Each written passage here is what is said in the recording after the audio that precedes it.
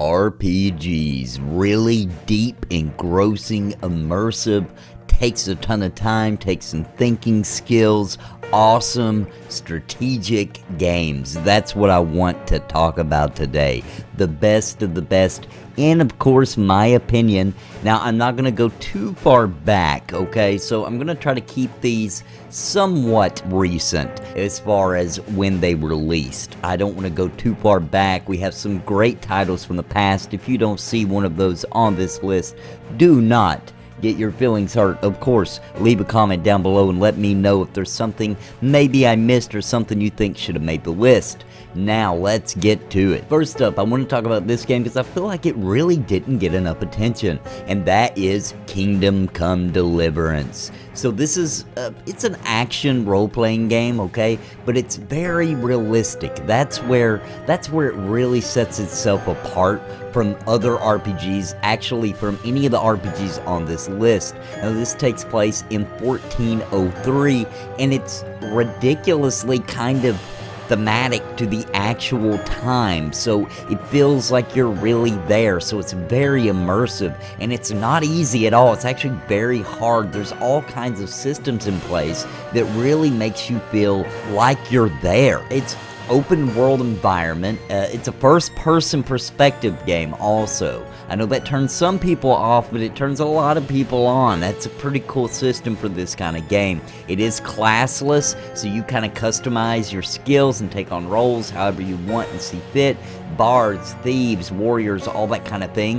Your stats grow depending on what you do and what you say through the dialogue trees. Now, there's a lot of options in how the game will be played because you don't have much time, for example, to make a decision on what you're going to say. So you have to really just pull from the gut sometimes, and really your own personality really comes out sometimes, whether that end up for the good or the bad. You have a reputation in the game. The graphics are really good in my opinion. I think it looks ridiculously realistic and true to the age, the time that the game takes place in. Now, the quests in the game are very non-linear. There's multiple ways you can do each quest and how you decide to attack it or go about it. It has some very large-scale things like castle sieges and huge battles. Every NPC in the game has their own daily routine, and you can affect that routine. The characters react to things that you do. Sometimes there'll be somebody watching you that you have no idea that they're watching you, and they're seeing you do something kind of screwed up, like going through bodies and picking up, and looting them, and they're, they died in an honorable cause, and it's kind of screwed up to be going through their bodies and taking their things, but that's just, naturally what you want to do to try to get a leg up in the game. Then somebody sees you do it, and they say they're going to go public with the horrible action they saw you do, etc. So it's very cool because the NPCs, they can report crimes. You can pay them off, sometimes not to. You can kill them just to keep your reputation in line. It gets very messy and very cool, and it feels very realistic, and it really invites you to try the game again after you kind of know some certain plot things that are going to happen, and see what happens with the foreknowledge of knowing what's going to happen and trying the game again. Guys, if you have not played this game, this is a really, really awesome game to give a shot, and it's not easy. So if you're out there for a difficult,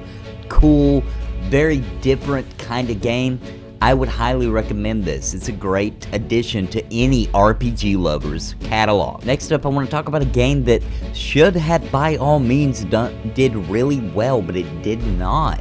Somehow, it actually did not perform very well at all, and actually ended up shutting the studio down. But it actually is a really good game. Most people agree, and that is Kingdoms of Amalur: Reckoning. Now, this game came out a little while back. Trust me, it still fits because of the art style. It still looks like a great game. It came out in 2012. Once again, it's another action role-playing game, and it has a beautiful universe and lore. Todd McFarlane did the artwork, and it looks really cool. You can definitely tell that he had his hand on some of the monster design, etc. So it's just it's a big world to explore, tons of quests to do, filling up your quest log with tons of things and then trying to knock them all out. It has a really cool story, a really cool background, All the races are really cool to play around with and has great combat. It's very gratifying combat, at least. It actually got really good reviews when it launched, but it just didn't sell. I mean, it sold decently, but apparently they spent so much money on the game that they couldn't make their profit on it. However, it is also interesting to mention that this game is originally being made to be a full MMO, and had the game done really well, I think they were planning on doing that later on, and they ended up just, I think, running low on cash and deciding to just go ahead and release it as a single player game. And it's huge because obviously it was originally designed to be an MMO. It's very cool, lots of cool little dungeons to go out into and explore. It's an awesome game, and if you haven't played it, I definitely recommend checking it out. Now I want to talk about Gothic 2. Now this is the oldest game on this list. It did come out in 2003. There are some mods out there you can get to kind of bring the graphics up a little bit. But I want to mention this game because it's a very open world, and it's really cool. It's one of those games that I've never heard people going crazy about or talking about a lot, but it's a really good game. Now, a couple of things that I will say about it is the voice acting is a little rough. I've got to admit that straight out. It's got a little bit of a rough voice acting, but if you can get past that, it has a huge open world, and it's a very believable virtual place that you're going to be exploring. And for the time, it was very detailed, and it just kind of is a good return to the fantasy role-playing. It's very dangerous too. That's the other reason I like it. If you end up in the wrong area and you're too low of a level, well, it's not going to scale for you. You're just going to get your butt kicked. So I really wanted to throw this out there because Gothic 2 has a lot of playability, a lot of time you can spend in the world,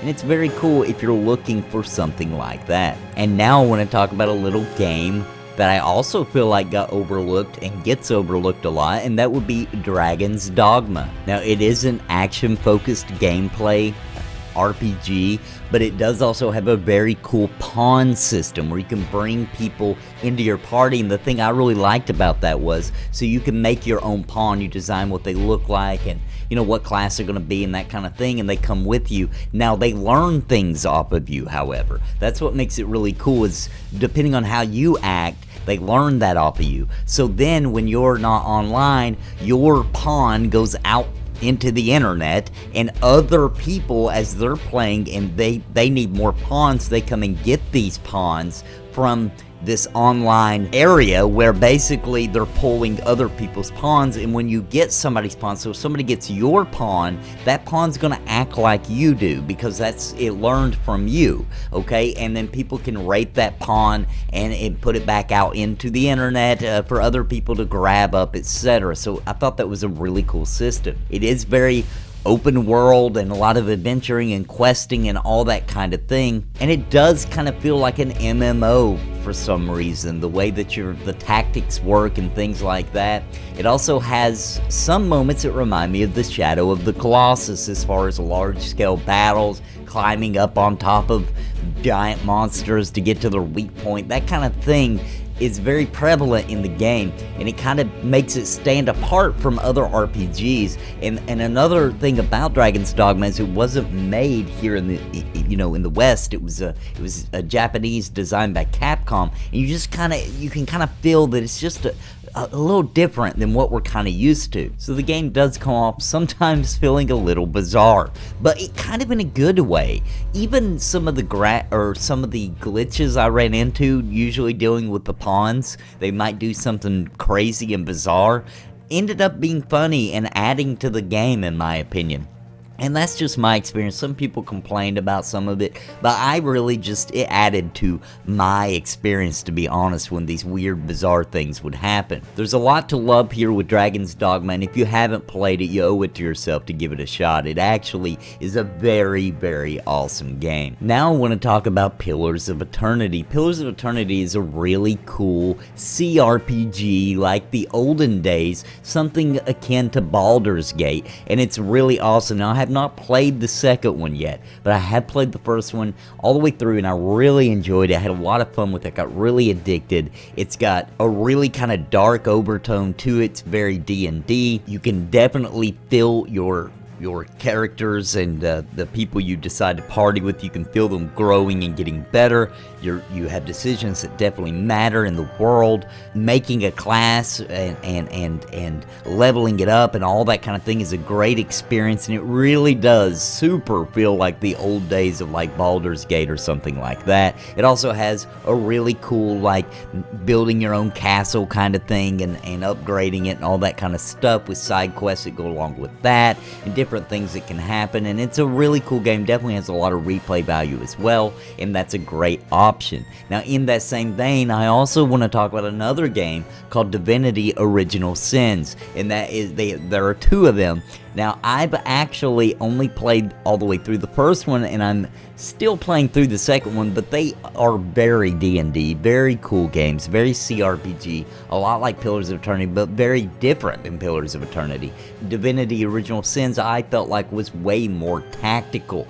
The environment, things in the environment, things you can do to kind of change the flow of battle with things in the environment or the background. And there's just tons of options and tons of ways to do every quest, it felt like, and the world really kind of molding and changing, and it's almost like I could play the game, you could play the game, and we might have totally different stories as to what happened to us, definitely when you break it down to per NPC we encountered. And just, it's kind of crazy. So if you depending on where you go and where you might find a clue before you actually talk to the NPC that has a quest for that clue, could totally change everything. And those are great games if you want to sink a ton of time into an RPG and get really immersed. Great option here with the Divinity Original Sin games. Now, because I talked about those two, there's another game, and I know it's kind of old, but it's definitely a great game. It feels like an old CRPG, but it's more of a 3D down behind the character, although you can switch to the overhead view in the game, on the PC at least, and that would be Dragon Age Origins, another great option.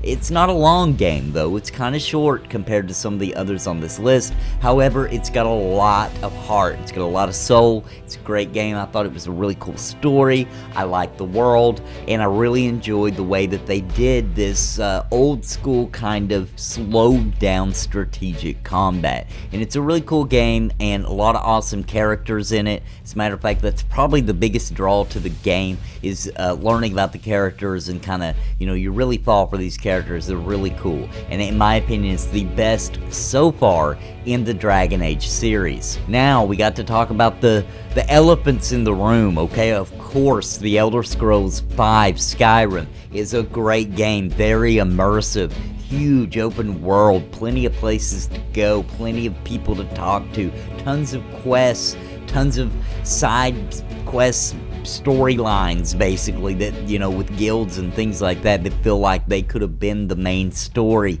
Just a beautifully rendered world, and with the modding community behind it, you can really make Skyrim look really good, make it look like it just came out kind of thing. You can add new NPC behaviors. I mean, this game just has a ton of mod. It's almost like a whole nother genre when you just start talking about the mods available for Skyrim. Skyrim's a great game. I go back to it all the time. I can't deny it. I usually don't like the super popular games. I don't know why, but I usually just feel like, for the most part, the popular stuff is garbage, but Skyrim is definitely an exception. Now, if you're sick of Skyrim, if you've played it too many times, you can't even imagine going back through it again, then have you played Morrowind? Morrowind is awesome, has a lot of mods to get the graphics to be okay, to be acceptable for today, and Morrowind is fantastic in my opinion. Morrowind and Skyrim are the two best games in the Elder Scrolls series, and besides the first two, I've played all of them. So I played from, as soon as they went actual 3D, for Morrowind, Oblivion, and Skyrim.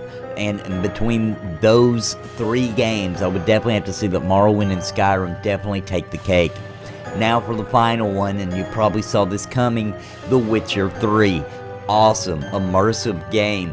Every side quest is fantastic. I haven't even found one single quest in the game, no matter how random and out of the way it was, that wasn't just had a ton of appeal. Just a awesome gameplay and presentation and story, and you really get involved. You don't feel like you're just collecting 10 rat tails, right, and turning them in. Every quest turns out to have like a twist, almost like even the tiniest, most minute quest line has a story behind it where it will make you think. It will get dark, it will get twisted, it will get crazy, and it's a really great world they built behind The Witcher 3 as well. If you have not played The Witcher 3 and you love RPGs, then you have done yourself a huge disservice, because the game is fantastic. The Bloody Baron sequence is seared into my brain just because of how twisted and dark it got. The Witcher 3 is a great option for anybody who loves RPGs. And guys, that is my list. I hope you found something in this list that you would like to play, or something you haven't played, or maybe something you thought about, and it'll buy you some time, because I know most of you here on my channel are waiting for the greatest MMORPG of all time, which is Pantheon Rise of the Fallen, and we got to bide our time, which is why I decided to make this list, because these are the games that I personally play quite a bit of, or that I keep going back to, or that I just look back at and I'm like, wow, that was a great time. Guys, thanks for joining me today. I hope to see you next time. Please, if you're new to the channel, please consider subscribing. Share this video. There may be others that would like to see this list. Thanks for joining me today. God bless and happy gaming.